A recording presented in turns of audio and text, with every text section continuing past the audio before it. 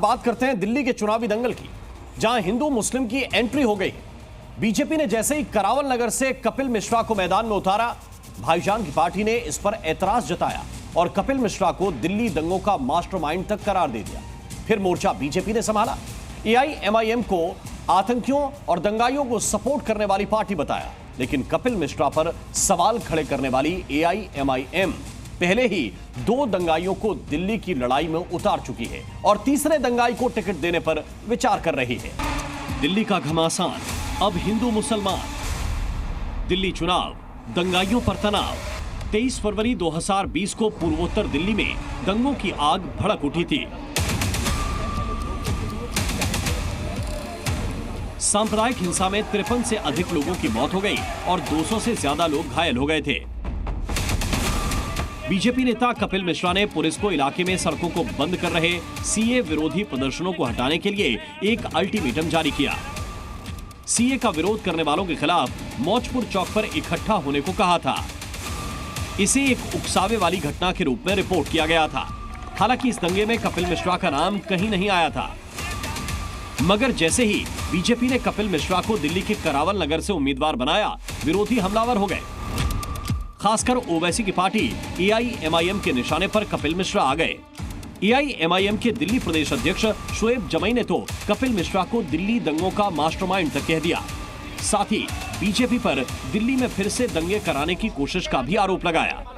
कपिल मिश्रा की कागजों में भले ही यहाँ से वो छूट गए हो, लेकिन उसके माथे पर साफ लिखा रहता है दंगाई कपिल मिश्रा। और भारतीय जनता पार्टी दिल्ली के अंदर दोबारा से दंगे करवाने की साजिश कर रही है। भारतीय जनता पार्टी दोबारा से दिल्ली के अंदर हिंदू मुस्लिम नफरत को बढ़ावा दे रही है और ये उसका कदम बहुत ही शर्मनाक है। हैदराबादी भाईजान के दिल्ली में सेनापति शोएब जमई ने बीजेपी और उनके उम्मीदवार कपिल मिश्रा को टारगेट किया, तो कपिल मिश्रा ने भी पलटवार में देर नहीं की। उन्होंने ताहिर हुसैन को टिकट दिया है, तो एक तरह से वो दोबारा से उसी आग को जलाना चाहते हैं जो 2020 में लगी थी। हम उन्हें ऐसा मौका देंगे नहीं इस बार वो ये कर नहीं पाएंगे। और मुझे लगता है कि जिस दिशा में वो इस चुनाव को मोड़ना चाहते हैं, उस दिशा में ये चुनाव हम जाने नहीं देंगे। ये चुनाव टूटी सड़कों का है, गंदे पानी का है, मैली यमुना का है, प्रदूषित हवा का है। ये चुनाव उन्हीं मुद्दों पर लड़ा जाएगा। ओवैसी की पार्टी कपिल मिश्रा के बहाने बीजेपी को घेरने में लगी है, लेकिन खुद एआईएमआईएम ने उन लोगों को टिकट दिया है जो दिल्ली दंगे के आरोपी हैं, जिन्होंने दिल्ली हिंसा की आग भड़काई थी। एआईएमआईएम ने शफाउर रहमान खान को ओखला विधानसभा से उम्मीदवार बनाया है। रहमान जामिया एल्यूमनाई एसोसिएशन के अध्यक्ष हैं। दिल्ली दंगे में आरोपी हैं, फिलहाल जेल में बंद हैं। इससे पहले ताहिर हुसैन को टिकट देने पर भी विवाद हुआ था। ताहिर पहले आम आदमी पार्टी का पार्षद था। दिल्ली में दंगा फैलाने के आरोप में जेल जाने के बाद आम आदमी पार्टी से नाता टूट गया। ओवैसी ने ताहिर हुसैन को मुस्तफाबाद से प्रत्याशी बनाया है। हालांकि एआईएमआईएम के दिल्ली अध्यक्ष का कहना है कि ये दंगाई नहीं बल्कि राजनीतिक बंदी हैं। अलग तरीके से इनको पेंट किया गया और ये पॉलिटिकल प्रिजनर्स हैं। कहीं ना कहीं इनको फंसाने की ये साजिश हुई और उसमें कामयाब रहे। एक बायस सिस्टम के ये विक्टिम है, तो अब इनको जनता के साथ एक मौका देना चाहिए।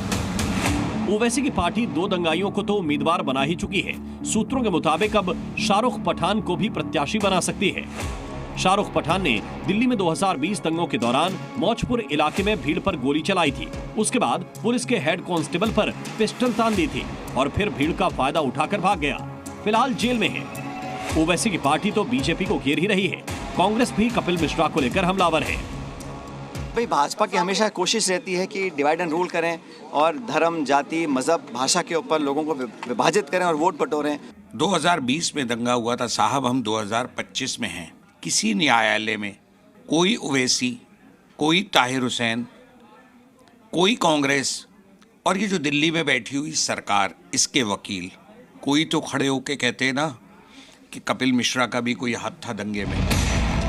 जाहिर है दिल्ली चुनाव में दंगाई चैप्टर से चुनावी पारा गर्म है और इस मुद्दे को लेकर सियासत चरम पर पहुंच गई है। शिवम प्रताप सिंह, जी मीडिया, दिल्ली।